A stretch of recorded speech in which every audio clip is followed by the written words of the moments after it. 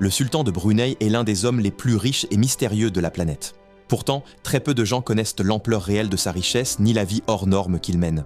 Hassan al-Bolkiah règne sur ce minuscule sultanat d'Asie du Sud-Est depuis 1967.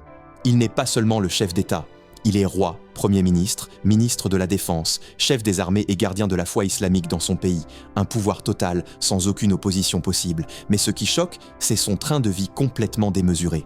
Il habite dans le plus grand palais résidentiel du monde, un monument qui compte plus de 1700 pièces, près de 260 salles de bain, des lustres en or massif et une mosquée privée entièrement recouverte de marbre italien. On parle d'une surface de plus de 200 000 mètres carrés, soit l'équivalent de plusieurs stades de football réunis. Dans son garage, c'est une véritable armée de plus de 7000 voitures, avec des modèles rares et personnalisés, dont plusieurs Rolls-Royce plaqués or. Côté aviation, le sultan possède plusieurs avions privés sur mesure, avec des détails aussi extravagants que des lavabos en or massif. Son Boeing 747 personnel, surnommé le Palace volant, dispose de suites luxueuses, d'un salon digne des plus grands hôtels et même d'une salle de bain entièrement équipée. Mais ce luxe ostentatoire contraste fortement avec la réalité de son pays.